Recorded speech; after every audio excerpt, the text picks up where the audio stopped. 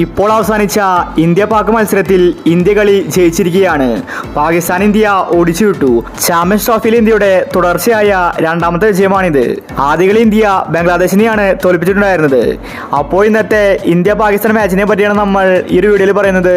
ഇതുപോലത്തെ ക്രിക്കറ്റ് ന്യൂസിന് വേണ്ടി ചാനൽ മറക്കാതെ സബ്സ്ക്രൈബ് ചെയ്യൂ. ഇന്ന് ടോസ് ലഭിച്ച പാകിസ്ഥാൻ ബാറ്റിംഗ് ആണ് തിരഞ്ഞെടുത്തത്. ആ തീരുമാനം പാളിപ്പോയെന്ന് തന്നെ പറയേണ്ടിയിരിക്കുന്നു. ഇന്ത്യക്ക് ഇന്ന് മികച്ച ബൗളിംഗ് കാഴ്ചവെക്കാൻ സാധിച്ചു. ബാബർ അസമാണ് ഓപ്പണിംഗിൽ ഇറങ്ങിയത്. ആദ്യം തന്നെ ബാബറിന്റെ വിക്കറ്റ് ഇന്ത്യ നേടി. 41 റൺസിൽ പാകിസ്ഥാന്റെ ആദ്യ വിക്കറ്റ് പോയിട്ടുണ്ടായിരുന്നു.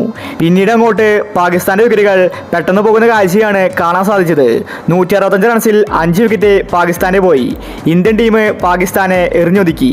കുൽദീപിന് ഇന്ന് 3 വിക്കറ്റാണ് ലഭിച്ചിട്ടുണ്ടായിരുന്നത്. ഇന്ത്യയുടെ ബൗളിംഗിന് മുന്നിൽ പിടിച്ചു നിൽക്കാൻ അവർക്ക് സാധിച്ചില്ല. അങ്ങനെ ഇന്ന് പാകിസ്ഥാൻ 241 റൺസിൽ ഓൾ ഔട്ടായി. പിന്നീട് ഇന്ത്യ സെക്കൻഡ് ബാറ്റിംഗിന് ഇറങ്ങി. ഇന്ത്യക്ക് വേണ്ടി രോഹിത് ശർമ്മയും ശുഭ്മാൻ ഗില്ലുമാണ് കളിക്കാൻ ഇറങ്ങിയത്. രണ്ടുപേരും മികച്ച രീതിയിൽ കളിച്ചു വരികയായിരുന്നു. ഈ സമയത്താണ് ഷാഹിൻ അഫ്രീദി രോഹിത് ശർമ്മയെ പുറത്താക്കിയത്. രോഹിത്തിന്റെ കുറ്റി തെറിപ്പിച്ചാണ് ഷാഹിൻ പ്രതികാരം വീട്ടിയത്. എന്നാൽ ഇന്ത്യ കളി വിട്ടുകൊടുക്കാൻ ഒരുക്കമല്ലായിരുന്നു. കോഹ്ലി രോഹിത്തിന്റെ സ്ഥാനം ഏറ്റെടുത്തു. കോഹ്ലിയും ഗില്ലും ചേർന്ന് ഇന്ത്യൻ ടീമിനെ മുന്നോട്ട് നയിച്ചു. ഇന്ത്യ മികച്ച രീതിയിൽ മുന്നോട്ട് പോവുകയായിരുന്നു. ഈ സമയത്താണ് ശുഭ്മാൻ ഗില്ലിന് ഇന്ത്യക്ക് നഷ്ടപ്പെട്ടത്. ഗില്ലിന്റെ വിക്കറ്റ് നേടാനാണ് പാകിസ്ഥാൻ കൂടുതൽ ശ്രമിച്ചത്. കാരണം ഗില്ലിന്റെ ഷോട്ട് അത്രയും മികച്ചതായിരുന്നു.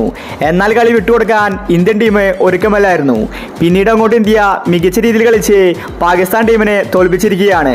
പാകിസ്ഥാൻ അങ്ങനെ നാണം കെട്ടിരിക്കുകയാണ്. അടുപ്പിച്ച് രണ്ടാമത്തെ മാച്ചാണ് ഇപ്പോൾ പാകിസ്ഥാൻ കളി തോൽക്കുന്നത്. പാകിസ്ഥാൻ ചാമ്പ്യൻഷിപ്പിൽ നിന്ന് പുറത്തായ മട്ടാണ്. ഇനി അവർക്ക് കയറാൻ സാധിക്കില്ല. ഇന്ത്യ ആണെങ്കിൽ അടുപ്പിച്ച് 2 കളിയും ജയിച്ച് അടുത്ത റൗണ്ടിലേക്ക് പ്രവേശനം ഉറപ്പാക്കിയിരിക്കുകയാണ്. പാകിസ്ഥാനെതിരെ ജയിച്ചതുകൊണ്ട് ആരാധകർ ആവേശത്തിലാണ്.